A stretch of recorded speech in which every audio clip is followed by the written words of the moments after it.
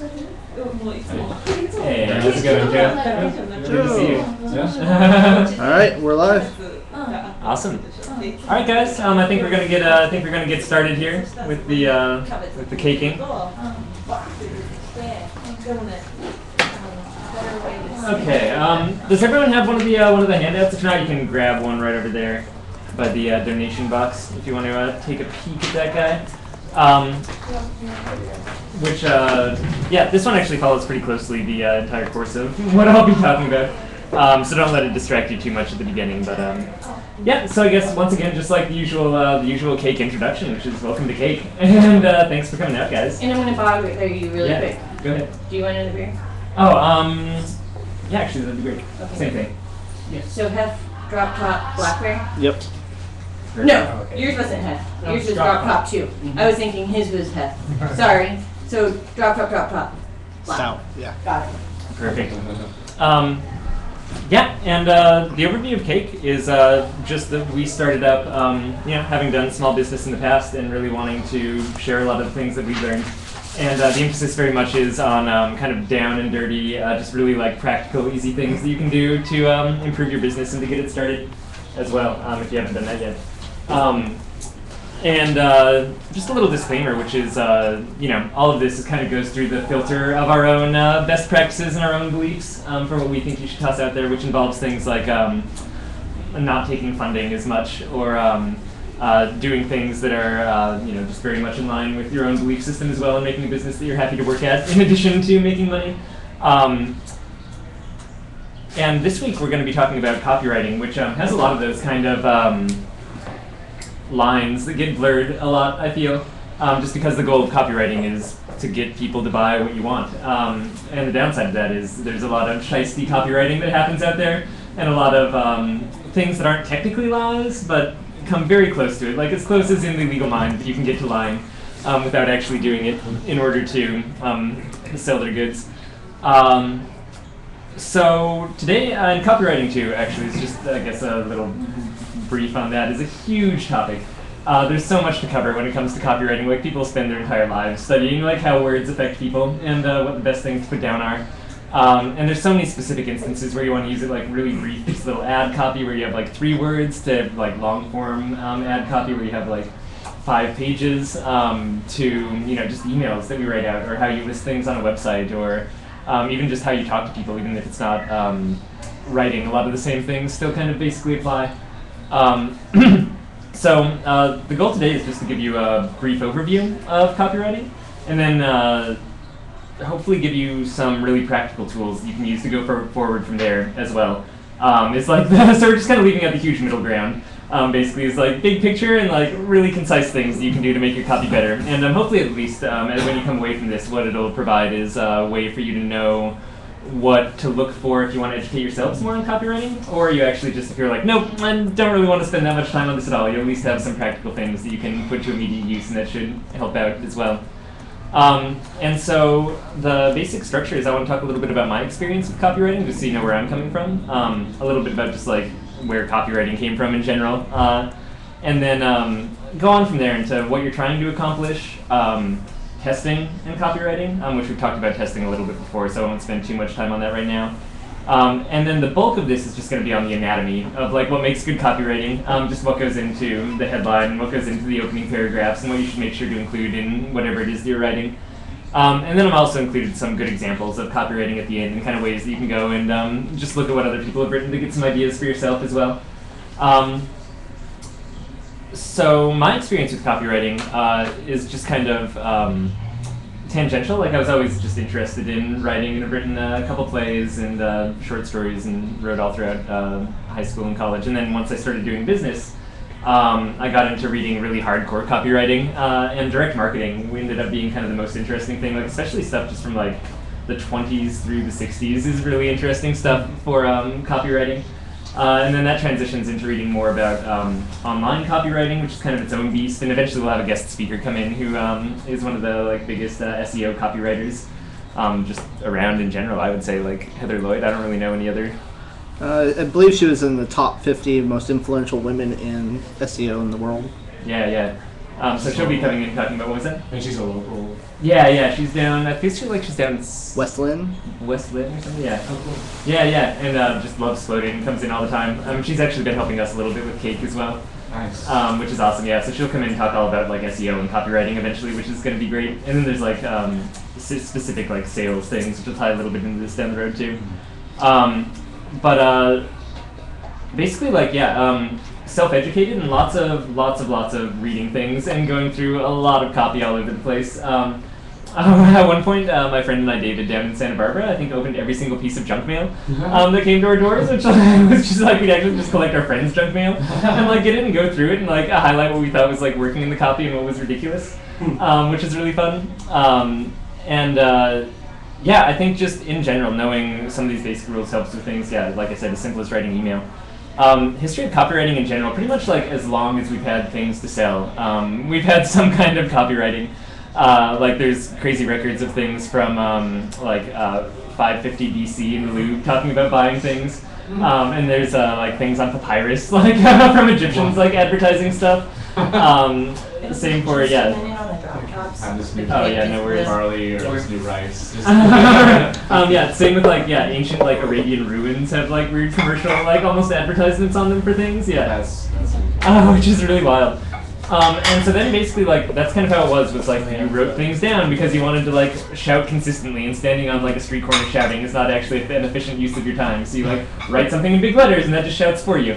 And then at some point we invented the printing press. And that's really like the first huge step in advertising, copy, and copywriting in general, because now you can actually produce something where you don't have to pay scribes to handwrite it, which makes like doing that just completely useless. And then the Industrial Revolution, when things like really started taking off, and that's when you start seeing the development of many more like printing presses, where you start seeing actual handbills and handouts and flyers and things that get posted in many places.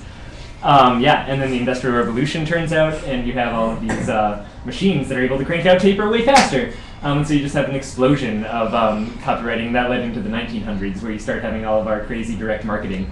Sometime around 1890 was kind of like where science was really introduced into copywriting, and where people started being like, hey, we can actually measure these metrics and get a sense for whether people are buying our products based on what we're writing, and actually adapt what we're writing to that.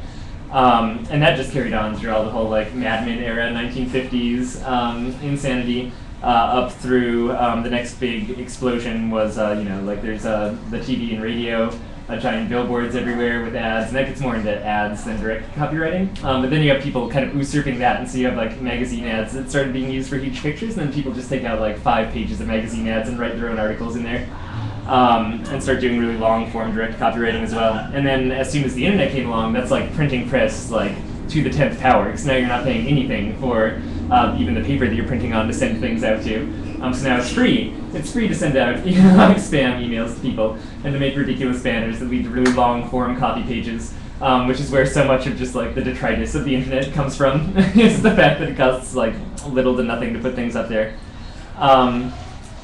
And so of that, I think the most interesting kind of difference that we'll talk a little bit about here, I'm not even delved too much into, is just quick ad copy versus long form ad copy, and when that became available. Because obviously if you're limited to a sign or you're limited to a small space, you just have to like pull attention really quick.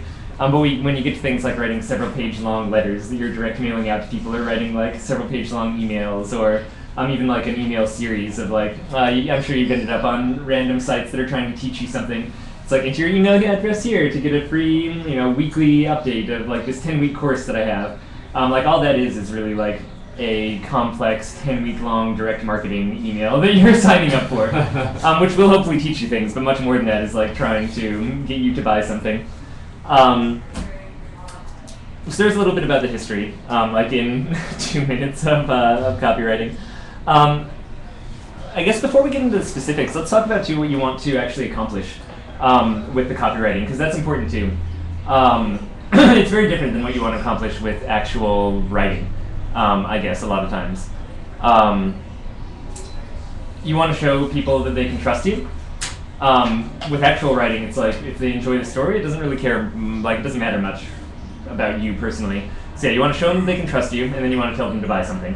And you want to show them that you relate to their problem and that you can understand their problem better than they themselves do. And then you want to try to sell them something. And then you want to make them like really feel their problem and kind of emphasize that, and like actually feel what it'll be like when that problem is gone, and like what it'll be like when that's just not in their lives anymore.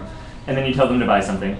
And then you show them your brilliant solution to the problem, and all of the ways that you've solved it, and like the intelligent way that you've gone about it, and then you tell them to buy it again.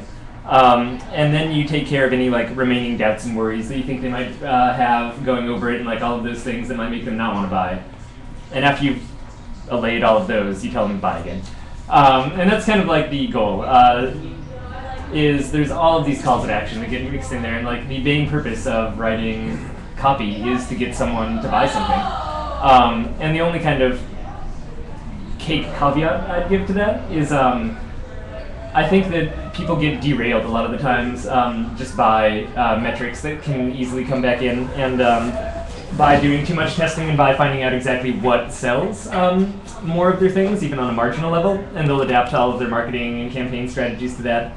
But I think that yields like a really, taking the average of testing and what sells the most ends up in the end, I think, yielding a very mediocre product. It kind of like takes this average of things. And so I would say going into writing copy, another thing that is really important just from the cake kind of perspective of things is to know what you want and know what you're willing to say or do to get them to buy your product. Like if you want to be totally skeezy and go that direction and just like, you know, perform like there's like a classic example would be saying, you know, something like Apple and Nike and you know, Nabisco all profited from extensive testing on their websites. Like, you know, buy our testing software here. And it's like, okay, well, nowhere did you say that those big companies did like use your software to test anything, right? But you mentioned their names, and so that gets anchored in people's minds. And there's like kind of a lot of like little shady tactics like that you can do. And nothing necessarily wrong with them, at least from a legal perspective. You just kind of have to decide what the overall story that you want your company to tell is. Most of the times for me, that ends up being, I think, a lot more overt and honest and kind of straightforward with a lot of the ad copy and a lot of the things I'm doing than you'll find in a lot of the advice out there. And sometimes like it's not even worth testing certain things. Like some things you just like making a little pop-in banner that's like, hey, sign up on our mailing list when they go to your website. That's just like sitting there and blanks at the website until they like close it. Turns out to just be like almost across the board really great for getting signups to your newsletter. But like I would never have that on my website. Like that just seems incredibly shiesty and way not in line with what I'd want on like a float-on website, for example. Yeah. So that's not something that I'm even interested in testing. Like even if it did yield more signups, it's not a tactic I'd want to use to get those more signups. So something to think about there. A comment on that one. Yeah. Is that there's a site I like going to because the guy is a really good writer. But every time there's a link on the email, you go back to his site, it's like sign up for his newsletter. I'm like, I already have. Every time I go there, it's like sign up for the newsletter. So it gets obnoxious, and I don't think it helped me initially sign up. So. Totally. Yeah, and hopefully after like the first time going there, he like stops doing that. But yeah. Yeah, right. There's not like a cookie that tells it to like not yet. Yeah. Okay, here we go. I for some reason didn't include this little part on my notes. Okay, so now we're going to go through, and a lot of the things on your worksheet are going to be the things that I'm talking about here. And these are, you'll find kind of the same, like, I'd say like 8 to 15 different points on reading about copywriting anywhere you go. And they'll be called a lot of different things because a lot of places selling copywriting courses want to brand themselves, want to have their own little names for things, especially since what they do is copywriting. So they spend a lot of time thinking about the influence of words. So you'll find different variations of these, but basically what you want is a really clear headline to start out. And that's actually going to be the last thing that we end up doing in the workshop section, is the headline, just because just like writing the title to a book or anything like that, I think it's way easier once the material is actually there and you know like what you're trying to say. Just I don't write the like first paragraph of any essays I'm writing until the very end for the same reason. Sorry that this took so long. That's fine. Okay. Because I see that you have computer stuff over here and you really don't want. Perfect, thank you. Because I'm like Queen of Futz, so.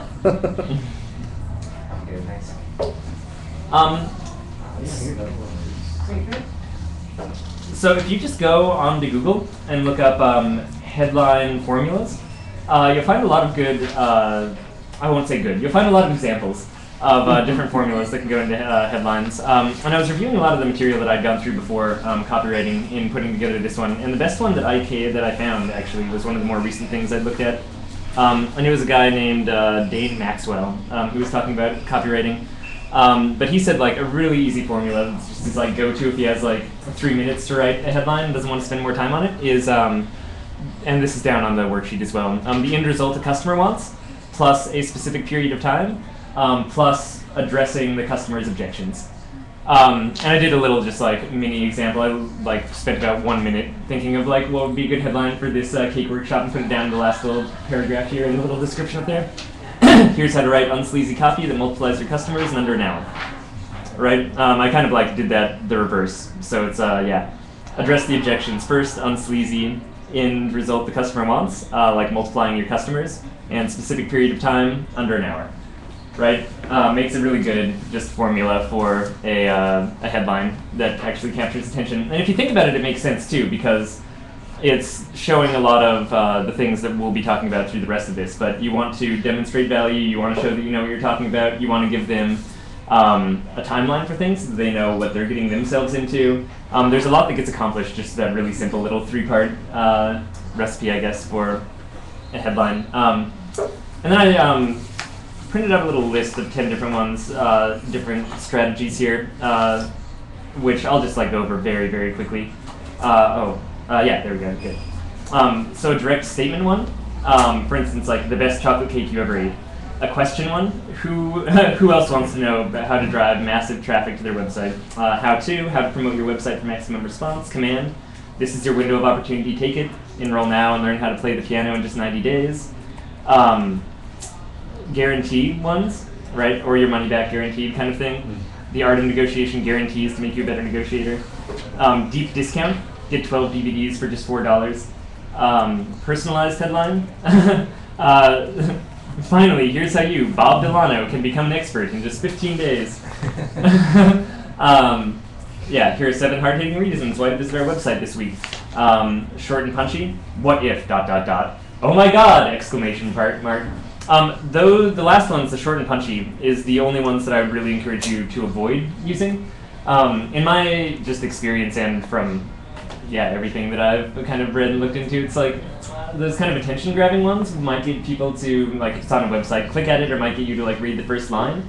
But since it can be about anything, you're not going to be hitting your target market immediately. Like that's where the clarity in the headline comes from, is you want to make sure that people actually know what you're offering, like trying to trick them into finding out what you're offering. Although it seems like it might work, and like, yes, we're going to trick so many people into reading this. It's like, you know, people are still smart and they know what they want. And if you're trying to advertise like, oh my God, like, oh, we kill termites the best. Well, like the oh my God title just pulled way too many people's attention and not the like people who actually have termites in their house who are looking for an active solution to that. So what you really want to say is like termites exclamation mark or something like that, like kill them, you know, in under 1 hour. It's kind of like the shotgun approach in that sense. Yeah. It's like wham, yeah. And same thing, especially if you're going to be doing things like paying for AdWords or anything like that, where actual like number of eyes that you have costs you more money than the number of eyes you have on it. Especially that ends up costing you way more money in the long run. And you might notice just from going through those, a lot of these sound really familiar from like internet ads, and also really like just kind of preposterous, like really scammy. And there is, like, I will say that being a good writer to start with is totally not necessary to writing good copy. But it is, I was just talking to Ash kind of about this, like I feel like what it does being a good writer going into it is it lets you like get rid of the sleaze a little easier. Like you can follow formulas and actually do like pretty significantly decent copywriting and really improve your metrics and improve the number of customers coming in. But to kind of like keep the tone of your business still and to make that not sound like you're following the formula, being a good writer is, an amazing part of that. So that's the headline. The headline is the most important part about whatever it is that you're writing, like because that's what's going to get people to read the next part. And so everything goes down incrementally in value from the headline. The purpose of like the headline, or the purpose of like an envelope in a direct mailing, is strictly to get you to open that envelope and see whatever the first thing is when you pull it out. And the purpose of that first thing that you see whenever you pull it out is to read the next paragraph or to unfold the letter. And the purpose of like what you see when you unfold the letter is to get you to like read more and turn it over. And like each step should just be what leads intuitively into the next step, which means if you don't hit that headline right, then no one's even going to make it to like the second step on the ladder, which makes the headline really important. And that's where testing also comes in really handy. Things like the Craigslist tests that I've been telling you about, just it's free to post on Craigslist, so you can take out ads on there really easily and test different headlines. Headline testing I highly recommend, so you can guess at things, and you can follow formulas, but in the end you really just want to know what'll bring in those most clicks, and so tests are the best thing for that. Declaring the problem. Make sure to just restate what the customer's problem is. And if you're not solving a problem, then you're not thinking about it right. Like you are solving a problem. And if you don't know what that problem is, then go out and talk to some customers and ask them what they get out of whatever it is that you offer. Yeah, if there's not a problem, what are you solving? Just think about like being able to describe it better than your customer could. Like one of the best direct like copy things that I read was about this guy who, yeah, like he did really big business copywriting, and one of them he had to write this like pamphlet on like trying to sell really big machinery to oil drillers, which is crazy. And so he like started just doing a ton of research and like went out to this like oil convention. And then went out to another one, and the second one he went to, he'd made enough contacts that he actually like got to give a presentation on it. And was like completely freaked out about it because he had like, you know, it's like giving a presentation in front of all these industry people when he's just been spending the last like 3 months in it. And he gets out there and he just like, he's like, okay, and like talked to enough people and gave this presentation. At the end, people are like, oh, you really know your stuff, yeah. And he was just like, he's like, okay, great, now I can sit down and actually start working on this for sure that I'm supposed to pump out. But that's a kind of good way to think about it, is like if you don't actually know your customers that well, like if you couldn't say in their own words why they're buying your product or why they're not buying it, then you need to go out and like talk to them some more, and talk to people who are your customers and not your customers, because that's where so much of your good copy comes from. Like copy isn't just sitting down putting down words. Like at its basic, I think it's just what your customers would say to you, and also what your best salesperson would say. Or like if you can close a deal in person and get someone to do something, then that's exactly what should go in your copy. Like copy is just a permanent salesperson sitting there replacing the fact that you can communicate with them directly. That's a good point. Yeah, and the good rule of thumb for that is just be able to explain the problems better than they can.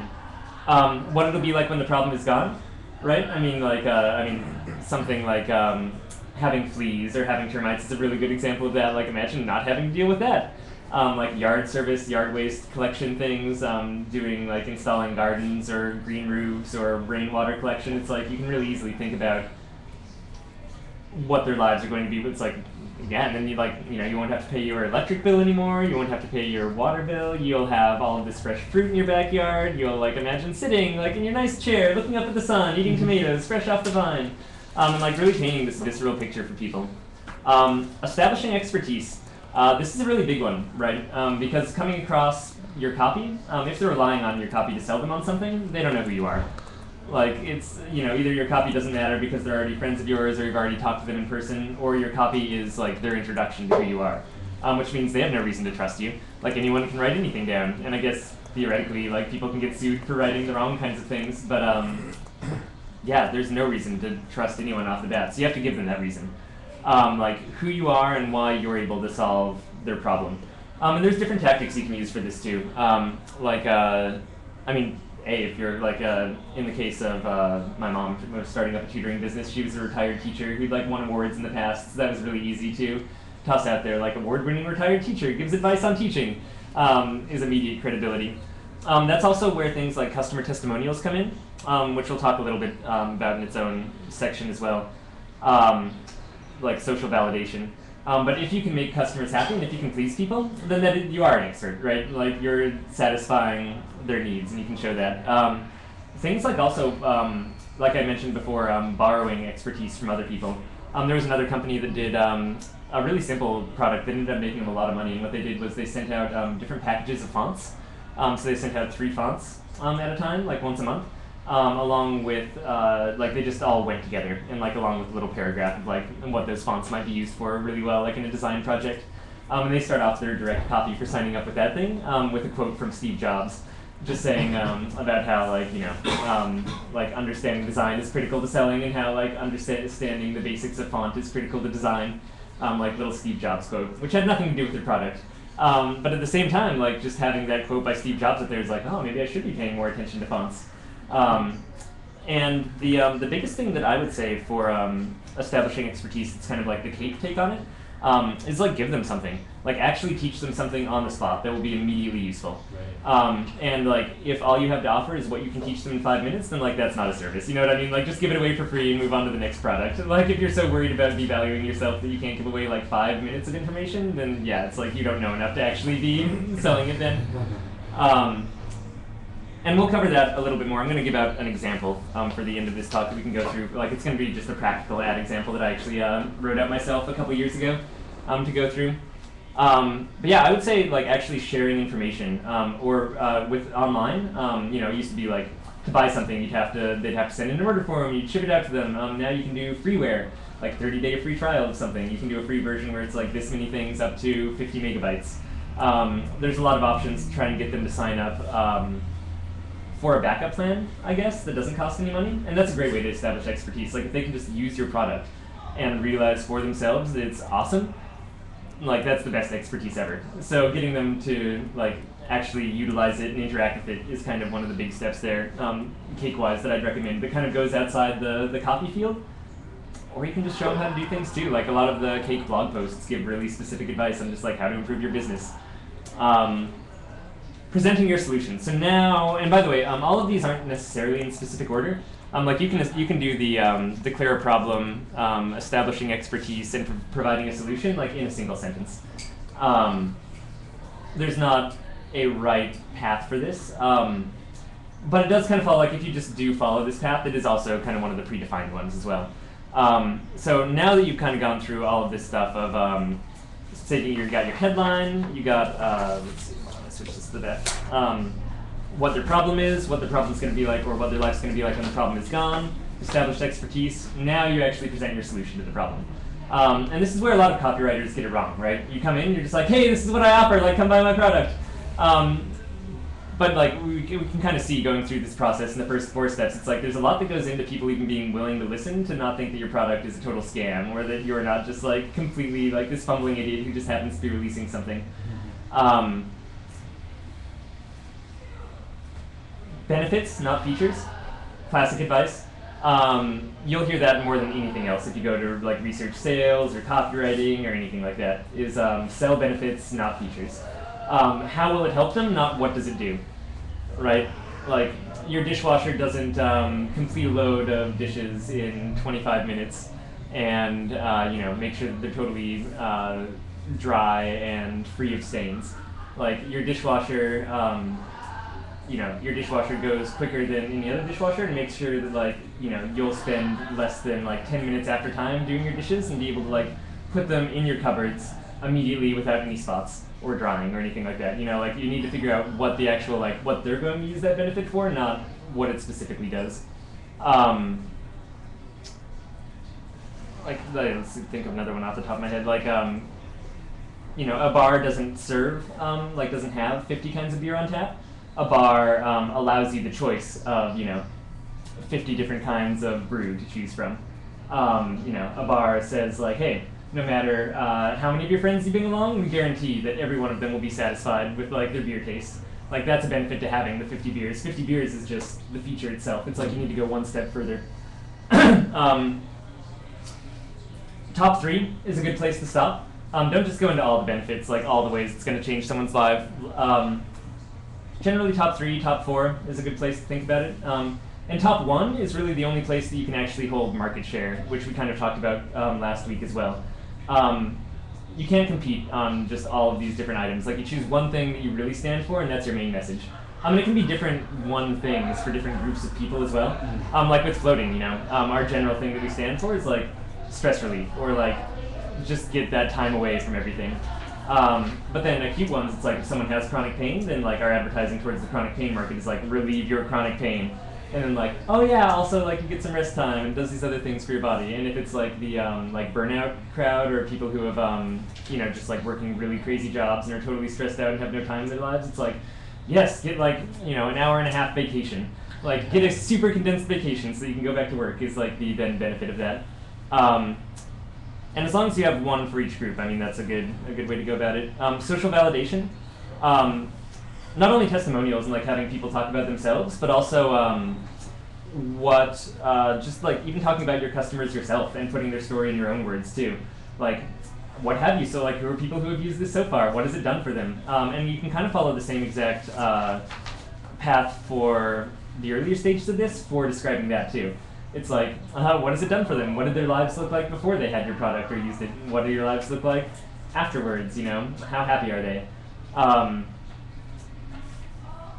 Yeah, definitely don't skip that part either. Like, the social validation is really important. And once again, this is another one where it's a really hard area to have like testimonials and not make them seem kind of like almost made up or crazy. But is super important. I mean, like, people are always out there. So the more objective you can make it, also, the better. Like, here's a review taken from Yelp. Read our other ones. Like, here's the number of like review totals we have. Like, the more you can just make it not so it's your hand-picked items up there, but actually is taken from kind of a random sampling almost, the better. Or like if you have a thing where they like anyone can leave a comment on your website about how your product was, they can go and like test it out and leave a comment themselves and post up there. It's like, and you can scroll through those comments. That's really nice if you have good feedback, or you know, really not nice for you if you have bad feedback. But that's a topic for another time. A blog with comments is a great way to do social validation as well. If you just keep a company blog and open it to comments and have people able to comment up there. That's great. Facebook is a great place to be able to grab testimonials and put them down there. The more data you can get on them and present, the better on testimonials. So like, name is great. Name and where they live is like even better. Name and where they live and date that this testimonial was written, like even better. And if you can throw in like a picture of them, that's like the best. If they're willing to put their actual email address down there or something like that, like even better. Just like the more you can be like, this is a real person who you can contact and they exist and I really did help them. Is great. A video, like even better, so you actually get to hear the person talking and be like, oh, okay, this is actually a real person. They didn't just grab their photo from Google image search. And then, other than the headline, actually, probably the most important thing, and it'll pop up time and time again. It's just it's called a call to action. Also just one of the most well-known kind of copywriting tools. But basically, like at some point, you actually need to tell them to buy your thing. Like you can't just sit there and describe what it is. You have to say, like, buy this right now. And here's how you buy it.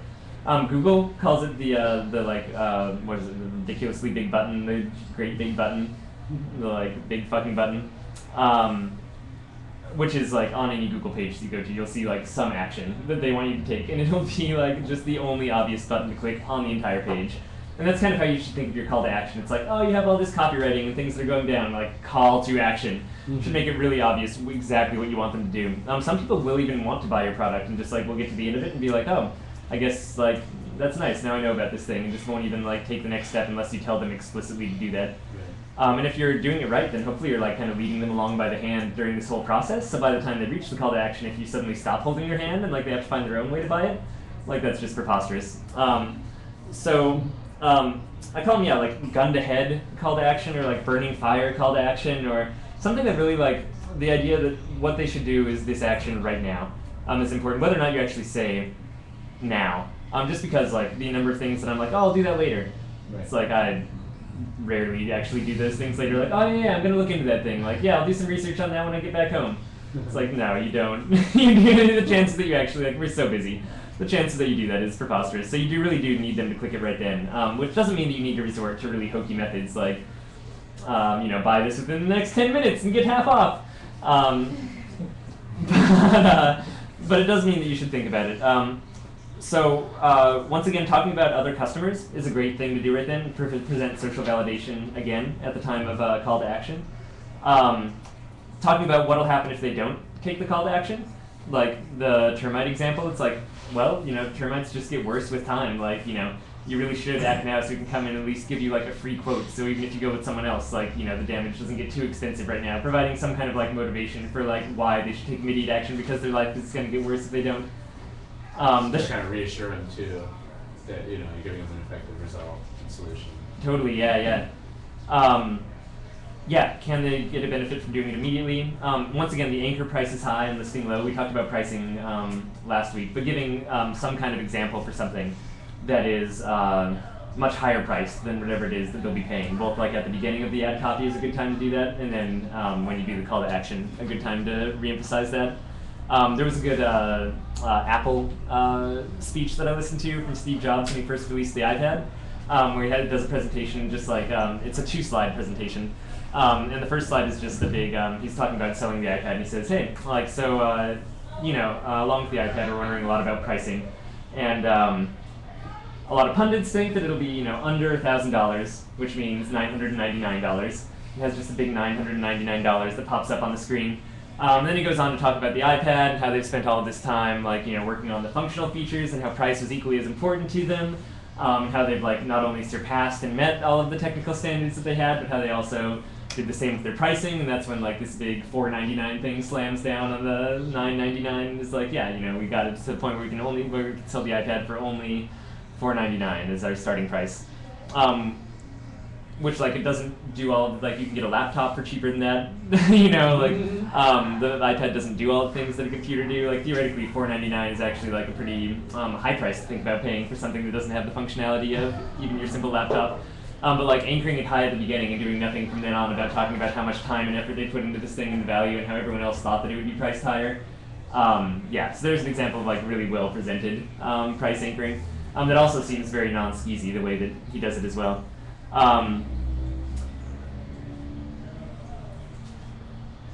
Offer a free action too that they can take instead of buying it is a really good call to action. Because if you're doing powerful call to action and they're still not convinced, great, join our mailing list. Great, sign up for our free trial. Great, let me send you a free e-course. Let me send you this free book that I wrote that'll actually just give you some more knowledge and help you out. And if you've actually been sharing knowledge along the way too, and you're not just providing empty value and saying how great you are, but you're look, here's some lessons you can use immediately. If these are helpful, come back and buy my product. And then at the end, you're if you found those lessons useful but don't want to buy the product yet, sign up for this thing, Or with Cake, it's not like we're offering business consulting right now or any external services, but if we were, being able to tell people hey, I understand if you don't want to come hire us for consulting, but come stop by our free Cake meetings every week, or watch our podcast. It's a great way to build value and gives them another in. And the more points of contact you have with someone, the easier it is to sell to them. The last couple things are just what comes after that. And the call to action, by the way, happens at various points during the sales copy process. If it's short copy, it's just an ad that you see up there, your call to action is going to happen in the first split seconds that they see it, pretty much. It's best free porn, click here. Immediate call to action. Although not the best call to action. But if you're doing long form though, you should plan on at least for the website, every page break that you have having another call to action that they'll run across. Even if it's just a little blue link that's part of a paragraph, it's or click here to actually buy right now. If you're doing published call to action, whatever are doing something published, whatever they're looking at currently should have a call to action on it. So if they have a brochure or something, you should have something on the outside of the brochure and something on the inside of the brochure that's call to action. If you have a 5-page document, there should be at least one call to action telling them what to do on all 5 of those. It could be the same information, you just don't want to make it repetitive, right? Yeah, you can even make it repetitive too. It's just a little sheistier the more exactly the same call to action you make it. Yeah, I was just thinking give it a little bit of variety to keep them motivated to continue. Totally. And once again, this is a good time, I do almost mid every stream, to stop and restate that this is a lot of stuff that I've selected out for you that are really good pieces of advice and things that I found that work for me. There's whole other really, really complex, just branching philosophies of copywriting out there too. So definitely don't take the things that I'm saying as the only way to do this. But these are a lot of them pretty tried and true ways. Yeah, and same with the call to action stuff. Some people just really save the call to action to the end of a 5-page long copy ad form because they want to just be able to build that value and build the what are they going to sell me? What is it? What solves all my problems? And only then at the very end do they even present the solution, then the call to action. They do all of these other 9 to 11 steps in 4 pages beforehand.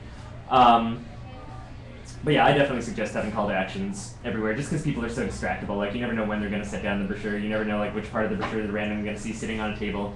And once again, we talked about explodable too, the idea of your brand, like if they, like the, not this time, but another cake session, we talked about the idea of explodability, like if you take a cake bottle or a Coke bottle and shatter it against a wall.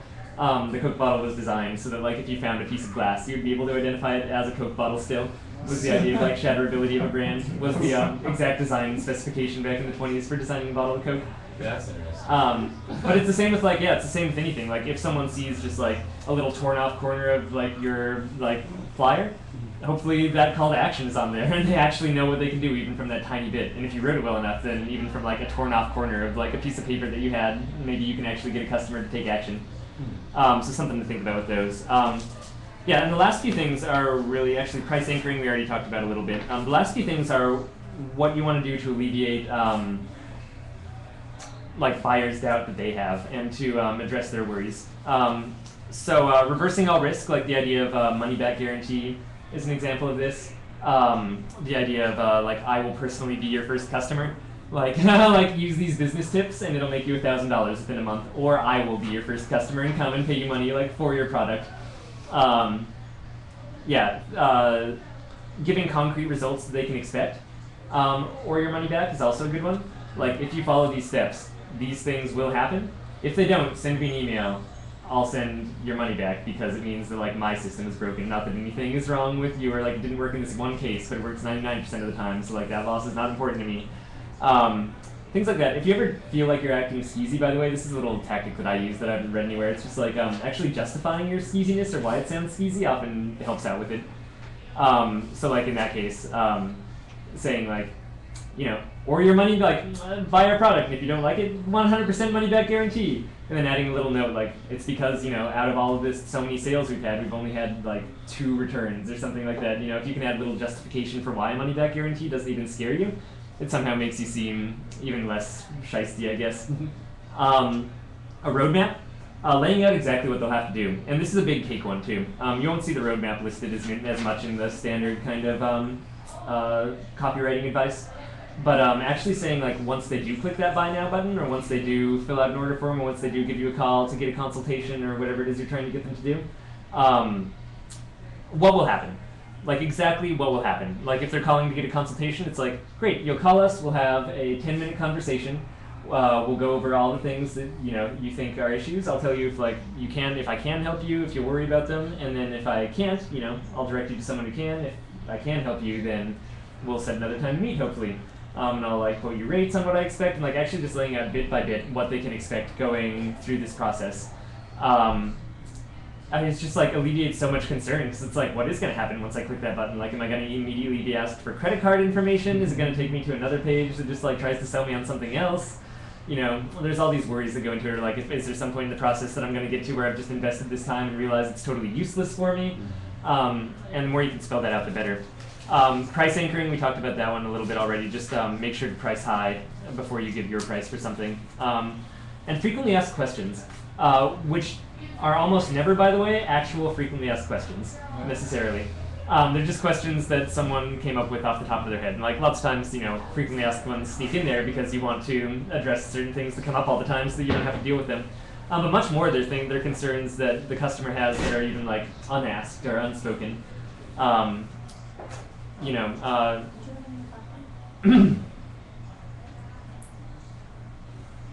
another Hefeweizen? Okay, thanks. Okay. Thanks. Yeah, I think we're good for now. How am I doing on time? 7:14. Okay, getting close. Yeah, so frequently asked questions. Things like, how easy will it be to get my 100% back money guarantee? Right? Like, what do I do if this thing goes wrong? Like, what if this thing goes wrong? Like after school daycare center, like, how do I know that all of your teachers are actually like have passed background checks and stuff? Like, do you make that information publicly available? For something like event planning, it's like, do I have a guarantee that like everyone will be like show up on time, that you'll have your own equipment? It's like, yes, we show up a half an hour early, we like have all of these pieces of equipment, like we will even send out this form beforehand to make sure you have any plugs and bring anything you don't have. It's like where you just get to allay all of their concerns. And how do you find out these concerns? You talk to customers. Like that's, I mean, you guess for some of them, and you can give like some feedback, but mainly you just talk to people. Talking to people is always just an amazing way to get feedback, and I cannot tell you again how much your copy in general, if you're not like a master salesperson, will come just from conversations that you have with your customers. Okay, and I wanted to end with just some kind of general tips, and then we'll take a little break and then we'll workshop. So here are ones that I just came up with that I couldn't figure out a category to kind of sort these ones into as I was going along, but I think are really good advice. So I'm just going to go through these in no specific order at all, and we'll post them up on the blog as well so that you have access to the tips. I'm going to start just posting on my writing notes as well, or my speaking notes, I mean. Don't be cute or clever, be clear. Like, don't try to be tricky and trick people into reading something or writing something. Like, don't try to just like be funny for no reason. Like, you know, it's fine to add humor into things, but the main thing you want to be is clear. And especially where like humor or being cute or clever or being tricky detracts from clarity. Yeah, that's like #1 rule of copywriting is like you can always use less words and less punctuation. Like you can always say things simpler and more clearly and like express like in, you know, cut three sentences down to one sentence and be able to get across still a better idea of what you do in the customer's head. Don't sound sleazy. That can be harder than it seems.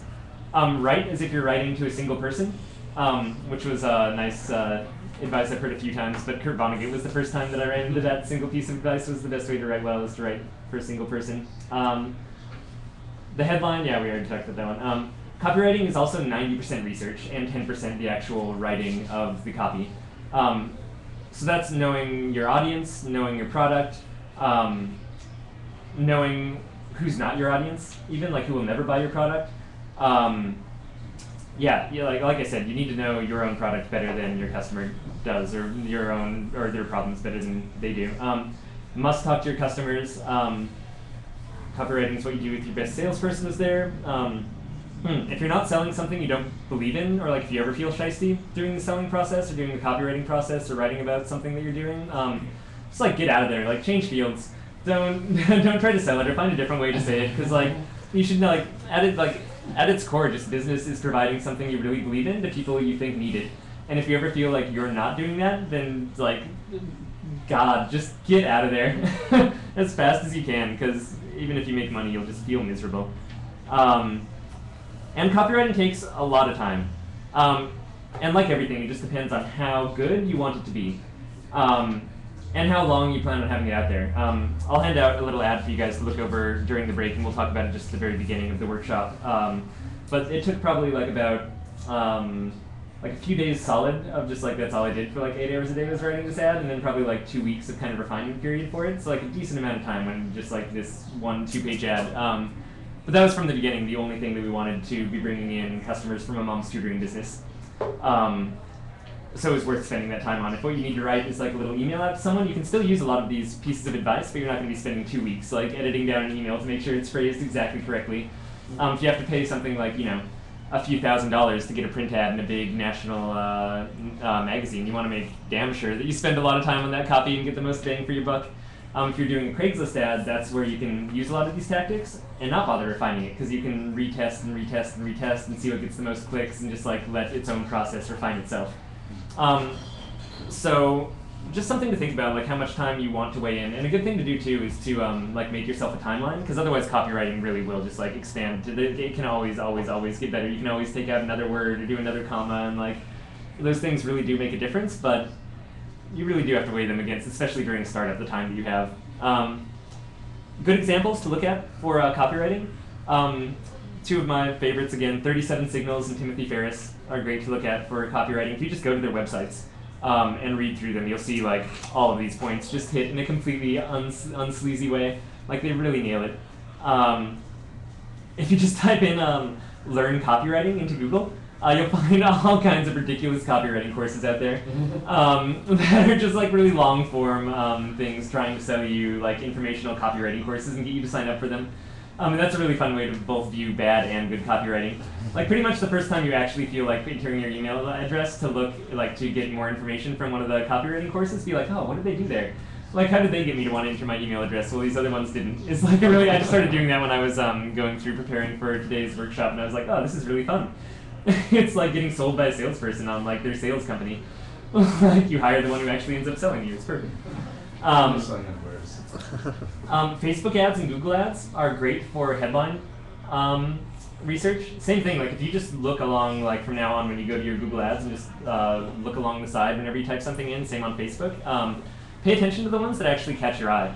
Or the ones that, like, you know, even if you never click on ads, the ones that, you know, you feel like, oh, maybe if I didn't know that was just a really sleazy ad that led to this thing, you'd be more likely to click on. Because definitely, like, I do that too. Like, I'll see ones along the side and be like, oh, what's that? And I'm like, oh, crazy ad. Like, I know your tricks. Apple is also a great place to go to look for really concise headlines and really clear, like clarity especially. Apple does clarity incredibly well. Yeah, I guess so that's pretty much it for the presentation. Coming up, we're also going to be talking about in the next couple months copywriting SEO, like I mentioned, having some general SEO conversation, and then also talking about sales, which ties into this copywriting as well pretty directly. Copywriting and sales, like copywriting is just, like I said before, the physical version of an in-person salesperson. Just to reiterate kind of what we went over, because I've heard that that's a good thing to do when you finish talking. So we talked a little bit, just very briefly, about the history of copywriting, what you're trying to accomplish, which is to sell something, and the process that you actually go through that with, showing people they can trust you, showing them that you relate to their problems, making them really feel the problem, showing your solution, and then handling all of their doubts and worries. And hopefully that's what we got to cover today. And like I said, copywriting is such a really vast field. But at least my goal was to give you an overview, some specific tactics that might help, and more than that, just going forward, and if you do want to learn more about copywriting, that you kind of know what to trust and what not to trust, and I don't know, at least have some kind of background for it. So thanks for listening to that, guys. And yeah, we'll come back in about 5 minutes for the actual workshop section. And if you haven't already, feel free to donate too. We're strictly donation based. We also have a Square you can slide a card on as well. Anything helps. $5 to $10 is great. Even nothing if you can't is totally fine. We're always also just happy to provide cake. Great, and then we'll come back and workshop in, we'll say like 7-8 minutes. You said Timothy Ferriss? Timothy Ferriss, yeah. Okay. 4-Hour Workweek is where you might know. 4-Hour Workweek. Yeah, Timothy Ferriss. Oh, we already know that is. Even if you just pick up the 4-Hour Workweek, that's like a really good example. Here's a good one too. I brought this over just to, in case anyone wanted to like see a good example of like copywriting on a book cover. Which this one's like copywriting and design. And then the back cover has some good stuff. Like this one just has a really good like the irreverent guide to outsmarting, outmanaging, and outmarketing your competition is like a really good tagline, or like a really